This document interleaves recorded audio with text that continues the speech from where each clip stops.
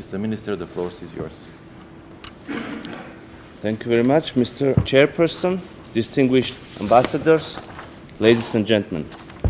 I would like to start by congratulating you, Mr. Chairperson, and through you, my dear colleague, Minister Bույար Օսմանիին, on assuming by North Macedonia of the chairmanship of the OSCE, and wish you all the success in your challenging endeavor of leading this largest security organization in times of unprecedented setbacks and crises in our common security area. We welcome the human-centric concept of security, which will be the guiding approach of the North Macedonian chairmanship under the motto, "It's about people." One cannot say better, since the organization has been established first and foremost to serve the interests of people and ensure their rights and security. I assure you of Armenia's support in all your efforts, contributing of creating conditions for the people in the OSCE area to live in a more secure and safe environment.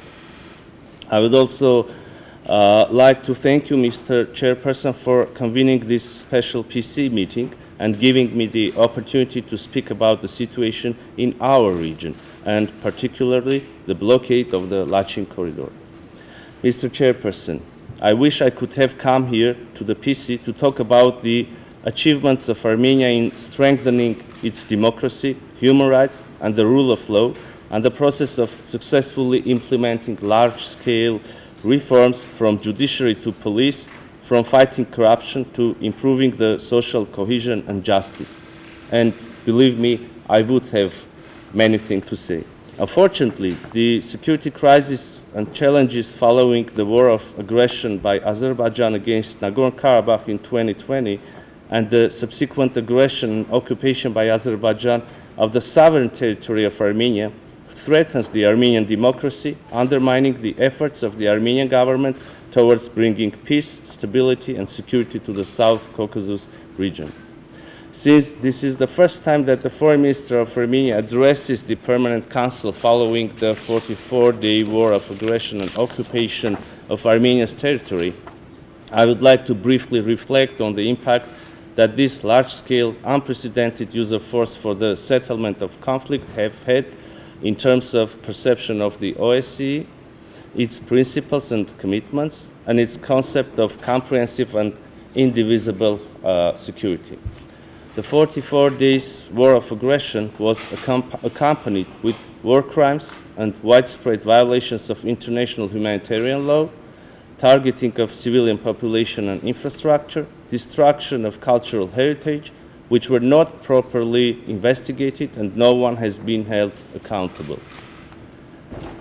Throughout decades, the OSCE has been developing a set of tools, or the toolbox, aimed at early warning and conflict prevention. Unfortunately, it pains to me say this, but we have to recognize that the OSCE failed to apply this toolkit effectively and in a timely manner. Furthermore, the absence of proper and robust reaction resulted in the impunity for the use of force as means of conflict settlement in violation of the OSCE principles, commitments enshrined in its basic documents, leading to the legitimation of violence in the interstate and intrastate relations. Following the signing of the November 9, 2020 trilateral statement on cessation of armed hostilities in Nagorno-Karabakh, Armenia spared no efforts to achieve a normalization of relations with Azerbaijan and addressing the rights and security of the people of Nagorno-Karabakh. Unfortunately, the Azerbaijani side, instead of engaging in good faith into the negotiations, continues its active policy. Immediately after signing the trilateral statement, the Azerbaijani side violated the commitment on complete ceasefire and cessation of all military operations and launched an attack on Nagorno-Karabakh, which resulted in capturing of 2 more villages and captivity of the Armenian servicemen. In May and November 2021, as well as in September last year, the Azerbaijani side launched an aggression against the Republic of Armenia, occupying around 140 or 50 square kilometers of the southern territories of Armenia. Today, with the blockade of the Lachin corridor, the Azerbaijani side created a humanitarian crisis with far-going intentions. On 12th of December last year, a group of Azerbaijanis claimed to be environmental activists blocked the Lachin corridor, the lifeline, the only road linking Nagorno-Karabakh with Armenia and the rest of the world, thus effectively isolating 120,000 people in Nagorno-Karabakh, 30,000 of which are children. Over 1,000 people, including 270 children, are unable to return home to Nagorno-Karabakh. Some of those children are separated from their parents and were temporarily sheltered in Armenia. From the very beginning, it was obvious that this blockade was a pre-planned action directed and financed by the Azerbaijani authorities, using the cover of so-called eco-activists for plausible deniability. These actions of Azerbaijan constitute an overt breach of paragraph 6 of the November 9th trilateral statement, which clearly indicates, and I quote, "The Lachin corridor shall remain under the control of the peacekeeping contingent of the Russian Federation. The Republic of Azerbaijan shall guarantee safe movement of citizens, vehicles, and cargo in both directions along the Lachin corridor." End of quotation. For more than a month ago, the people of Nagorno-Karabakh remain under the factual siege. Food, medical, and energy supplies to Nagorno-Karabakh are almost completely halted. About 400 tons of essential goods, including grain, flour, rice, vegetables, fruits, medicines, baby formula, were imported to Nagorno-Karabakh from Armenia daily. After around 5 weeks of blockade, there is a severe shortage of all essential goods. Moreover, deliberate 3-day interruption of the gas supply in freezing winter conditions, followed by ongoing disruptions of electricity grid and telecommunication lines in the entire territory of Nagorno-Karabakh, are another evidence of pre-planned actions of the Azerbaijani authorities. These severely impact the daily life of the people and lead to a number of adverse humanitarian consequences, such as lack of electricity, disruption of the educational process at the schools, disruption of the work of state agencies and of the heating of vitally important institutions such as hospitals, disruption of businesses. People are deprived of heating and hot water. The authorities introduced the rationing of fuel and now of food and essential goods. The humanitarian crisis is worsening by each passing day and requires immediate and targeted intervention of the international community.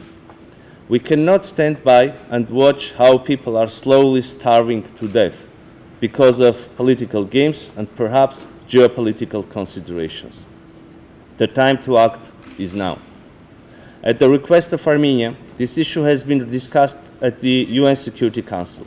We have briefed the members of the Security Council and also the Secretary General about the dire situation and urged our partners to step in and stop the unfolding humanitarian catastrophe. Of course, I could not but welcome the unambiguous statements and positions of our partner countries calling Azerbaijan to immediately and without preconditions lift the blockade and ensure the free and unimpeded movement through the Lachin corridor.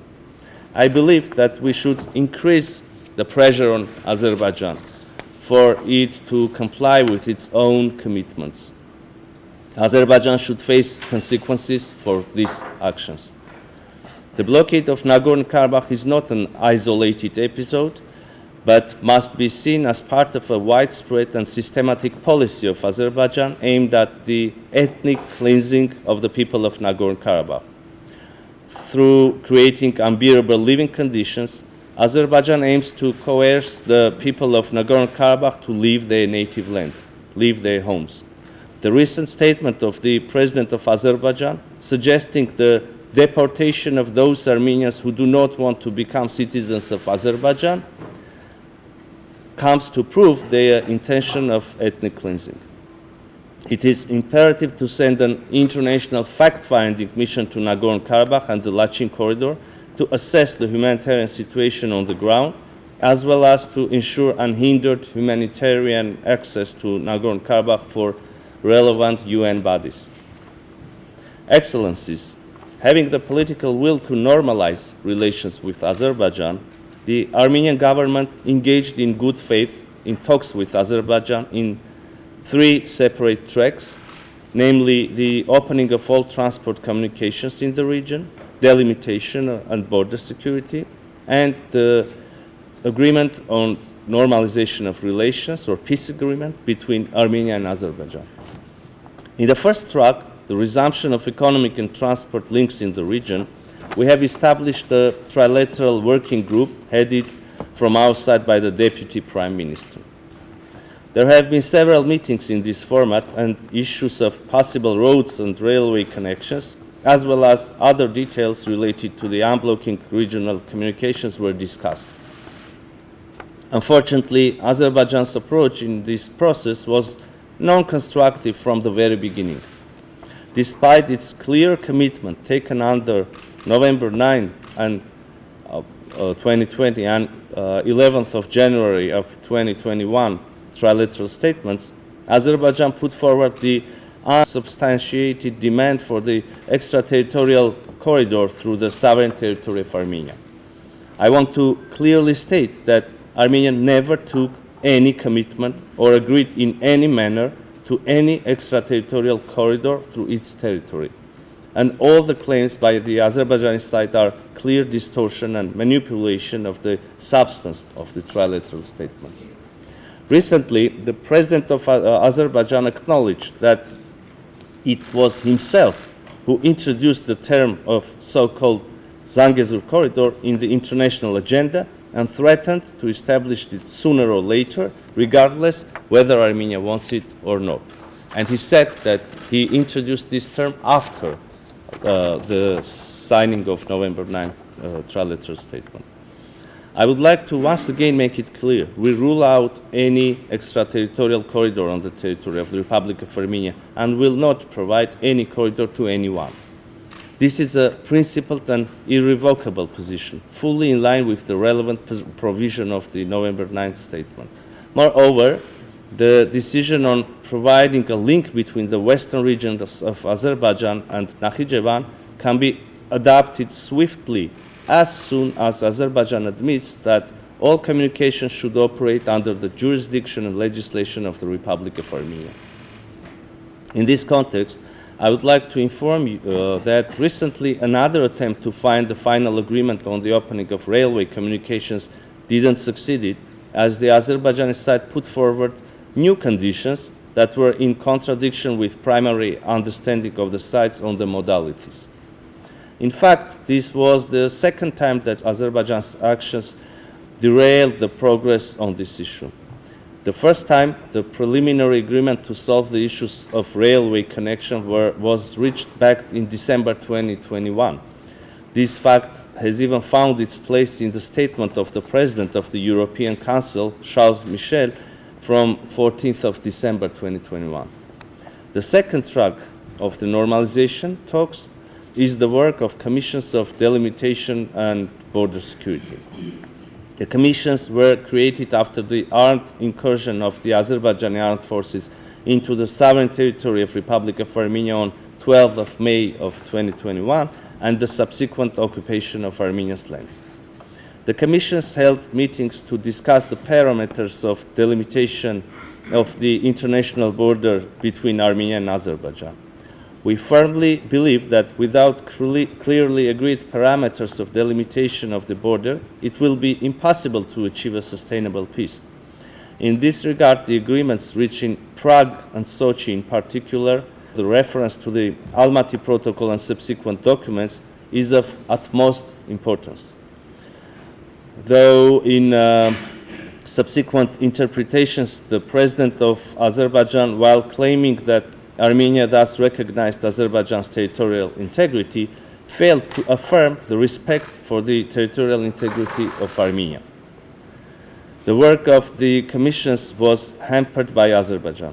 First, despite the agreements that the Commission should have a double mandate and work on delimitation and stable security situation along and in the vicinity of the borderline reached in Sochi on 26th of November 2021, and during the second trilateral meeting of the leaders of Armenia and Azerbaijan hosted by the President of the European Council, it refused to include the term border security in the title of the Commission, which was rather indicative of its true intentions. Then, on 13th of September 2022, the armed forces of Azerbaijan launched an unprovoked and unjustified large-scale military attack in the southern and southeastern directions of the Republic of Armenia, resulted in invasion into and occupation of other swaths of the sovereign territory of Armenia.